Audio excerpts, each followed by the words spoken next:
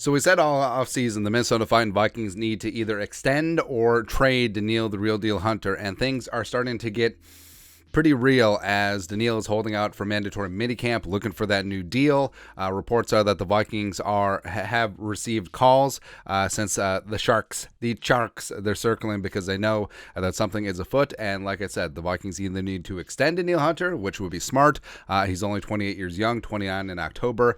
Still has proven he's an elite edge rusher. But if they can get good value for him, I understand it. So Kwesi's going to have to be working those phones, and Kwesi's done a lot of deals through two off seasons as general manager of the Minnesota Vikings. And Jeremy Fowler, ESPN, is weighing in on what the Vikings could potentially get in trade for Danielle. Jeremy Fowler, early pulse from talking to a few teams, Danielle Hunter would have real trade value, might take a 2+ to pry, since his Vikings would prefer to retain him. And yes, that's where you get the leverage of any situation where the team wants him back. The team would be willing to pay Danielle. This is way different than the Za'Darius situation where I don't think the team was all about paying Za'Darius at that point. They traded what they could get for him, and also Za'Darius was on the wrong side of 30, coming off significant health issues. Danielle proved that he could stay healthy last season, still a team player, led the team in sacks, all that stuff. But what's interesting is that trade value might take a 2+ to pry.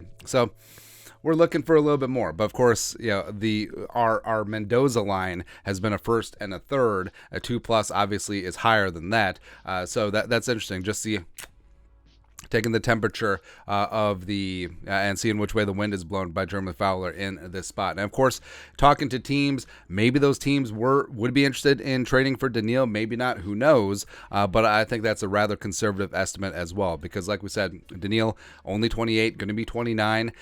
He's a couple seasons removed from back-to-back 14.5 sack seasons, was second in the league in pressures in 2019 behind Za'Darius Smith. Ironically, missed 2020 with a herniated disc in his neck, as well as a pec injury in 2021, stayed healthy last year, and got the damn thing done. But with the Vikings, sticking with the 3-4, but Danielle is best suited for a 4-3, left side defensive end, strong left side, strong side. That's what he does best. And him standing up, it's a little bit awkward. He's learning on the job. I think that Flores would obviously cater his scheme to Danielle Hunter, but I don't know. We'll see. Like, if you're Danielle and if you're his agent, if you want to put up big stats, you want to get paid that big money, your best chance would be a hand in the dirt defensive end. And going to a team that still operates with a 4-man front the majority of the time would make some sense. So I understand from his perspective.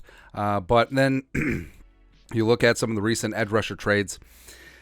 So it's funny, Yannick the freaking Ngakoue is on here twice. So 2020, after Danielle went down with the herniated disc, Spielman did make a deal with Jacksonville for Yannick for a second and conditional 5th. And then after the Vikings were pretty clear that they weren't going to be in contention at the trade deadline, they sent Yannick to the Ravens for a 3rd and conditional 5th. So they actually were able to get out of that relatively no muss, no fuss. But what's important here is that you can say, well, Yannick was younger and blah, blah, blah, blah, blah, blah, blah. But Jacksonville and Yannick, they were done. They were on their way out, so it was a spot where Jacksonville had very little leverage. I'm actually surprised that they got what they got out of the Vikings. So having that as a baseline, would I take a 2nd and conditional 5th right now for Danielle? No, absolutely not. And then you get into 2021 at the deadline, the Rams Super Bowl run. That's right. They traded for Von Miller, a 2nd and a 3rd. Now, part of that was decreased value because Von Miller had gotten older, as well as was coming off of injury.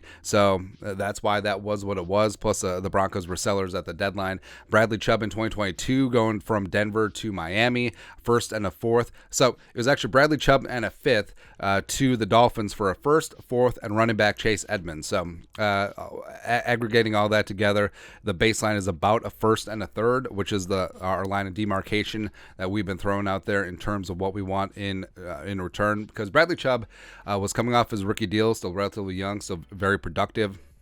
And then the Dolphins gave him an extension that paid him $22 million per year. So yes, that's where we're at.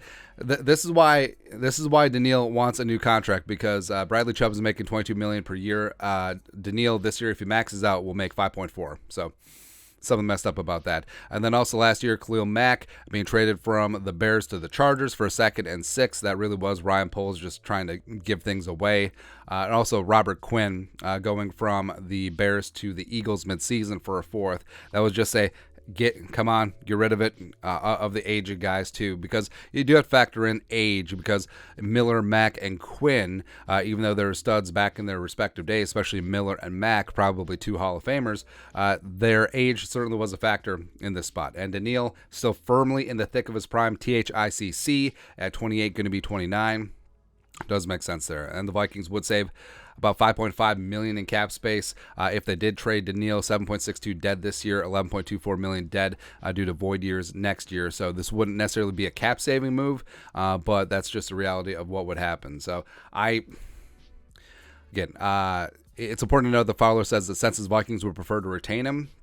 I think that's where we're currently at as well. I think that Kwesi, given his time in San Francisco with Bosa and Myles Garrett in Cleveland, he understands what it means to have a talisman edge rusher like Danielle Hunter, and he's been a team leader. And he signed that 5-year, $72 million deal. It was a bad deal at the time, and it's gotten worse over the last couple years. So a new, fresh market rate contract for Danielle would make some sense. Keep him in purple for the next 2, 3, 4 years, and would love to see that, man. But we'll see. Anyways, your thoughts are thoughts. ESPN's Jeremy Fowler estimates Danielle Hunter's trade value. Let us know your thoughts and our thoughts in the comment section below. Subscribe for daily Vikings takes. Want to support the work? Put a little something in the Venmo. But till next time, Skull Production Value.